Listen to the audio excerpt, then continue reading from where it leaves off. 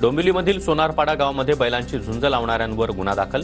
रोशन दळवी, गणेश साळवी आणि आयोजकांवर गुन्हा दाखल. या प्रकरणी पोलिसांकडून पुढील तपास सुरू. आणि आता पाहणार आहोत पुणे शहर त्याचबरोबर जिल्ह्याभरातील टॉप 9 बातम्या. पुण्यामध्ये जिल्हास्तरीय हिंदू राष्ट्र अधिवेशन संपन्न. अधिवेशनामध्ये विविध हिंदुत्ववादी संघटनांचे 170 पेक्षा अधिक प्रतिनिधींची उपस्थिती.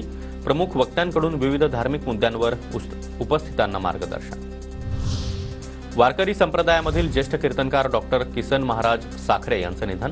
हृदयविकाराच्या झटक्यानं किसन महाराज साखरे यांचं निधन. पुणे शहर परिसरामध्ये बेकायदा वास्तव्य करणाऱ्या बांगलादेशी घुसखोरांवर कारवाई करा. पोलीस आयुक्त अमितेश कुमार यांचे आदेश. बांगलादेशी घुसखोरांविरोधात पोलिसांकडून शोध मोहीम. पुण्यामध्ये 30 आणि 31 जानेवारीला अखिल भारतीय मराठी बालकुमार साहित्य संमेलन. केंद्रीय मंत्री मुरलीधर मोहोळ यांच्या हस्ते संमेलनाचं उद्घाटन. भारतीय मराठी साहित्य संमेलनाला जाणाऱ्या रसिकांसाठी 1,500 मध्ये दिल्लीवारी. संमेलनासाठी मराठी प्रेमी प्रायोजकांच्या देणगीमधून तिकीट दरामध्ये तूट. पिंपरी चिंचवडमध्ये आरटीईच्या 3,500 जागांसाठी 34,000 अर्ज. आरटीईला पालकांचा चांगला प्रतिसाद. आरटीई अंतर्गत शहरामधील 170 खासगी शाळांचा सहभाग. पिंपरी चिंचवड पालिकेकडून मालमत्ता सील करण्यास सुरुवात. 43 मालमत्तांचा लिलाव सुरू. औद्योगिक वसाहतीमधील कंपन्यांकडून 423 कोटींची थकबाकी. पुण्यामधील पीएमपीएमएलमध्ये विविध विभागातील 7,000 पदं रिक्त. गेल्या 6 वर्षांपासून पीएमपीएमएलमध्ये भरतीच नाही. पुणे बाजार समितीमध्ये बनावट पावत्या बनवून वाहन चालकांना गंडा घालण्याचा प्रकार.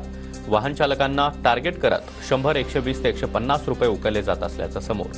बेकायदा वसुलीमुळे वाहन चालकांना मनस्ताप. आणि आता पाहणार आहोत विविध शहरांमधील टॉप 9 घडामोडी.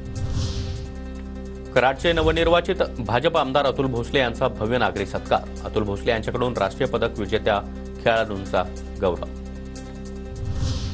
व्हीआयपीच्या कार्यक्रमांवरील उधळपट्टीला लगाम बसणार. खर्चासह कार्यक्रमांवरील सर्वच नियंत्रण जिल्हाधिकाऱ्यांकडे ठेवण्याचा राज्य सरकारचा निर्णय. कल्याण पूर्व भागामध्ये आज वीज पुरवठा बंद राहणार. जाईबाई फिडर उच्चदाब वीज वाहिनीच्या देखभाल दुरुस्तीचं काम. दुपारी 4 वाजेपर्यंत वीज पुरवठा बंद. मुंबईचं कमाल तापमान 35.4 अंश सेल्सिअसनं वाढलं. तापमानामध्ये घट होण्याचा हवामान खात्याचा अंदाज. 25 जानेवारीपासून तापमान 36 अंशांपर्यंत वाढण्याची शक्यता. सीबीएसई 12वीचे अंतर्गत गुण भरण्यासाठी 14 फेब्रुवारीची मुदत. अंतर्गत श्रेणी गुण भरताना विलंब झाल्यास किंवा त्यामध्ये त्रुटी राहिल्यास ती दुरुस्त करता येणार नाहीत. कल्याणच्या सुभाष मैदानावरचं खोदकाम मनसेनं बंद पाडलं. मैदानाचा बळी घेतला तर अधिकाऱ्यांचा बळी घेणार. मनसेचा इशारा. खेलो इंडिया अंतर्गत इंडोर गेम्ससाठी मैदानावर खोदकाम. वनपर्यटनावेळी मुंबई गोवा महामार्गावरील रखडलेल्या रत्नागिरीमधील अंजनारी पुलाच्या कामाला आता सुरुवात. काम सुरू झाल्यानं प्रवाशांकडून समाधान व्यक्त. चिपळूणच्या परशुराम घाटाला गॅबिंग वॉल लोखंडी जाळ्यांचं संरक्षण. पावसाळ्यापूर्वी काम करण्याचा प्रयत्न. 150 मीटर लांब आणि 15 मीटर उंचीचे गॅबिंग वॉल उभारले जाणार.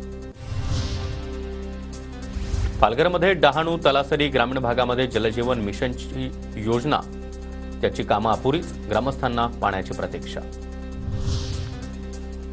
बीडच्या परळी शहरामध्ये मोकाट जनावरांचा हैदोस. रस्त्यांवर फिरणाऱ्या मोकाट जनावरांमुळे वाहनधारकांना त्रास. जनावरांची सोय करण्याची मागणी. बीडच्या परळी तालुक्यामध्ये पारंपरिक पद्धतीनं तूर जोडणी. यंदा तूर उत्पादनामध्ये वाढ. तुरीला चांगला दर मिळण्याची शक्यता. जालना शहरामधील चंदनझिरा परिसरामध्ये पैशाच्या वादामधून ट्रक चालकाची हत्या. आरोपी फरार. पोलिसांच्या पथकाकडून आरोपीचा शोध सुरू.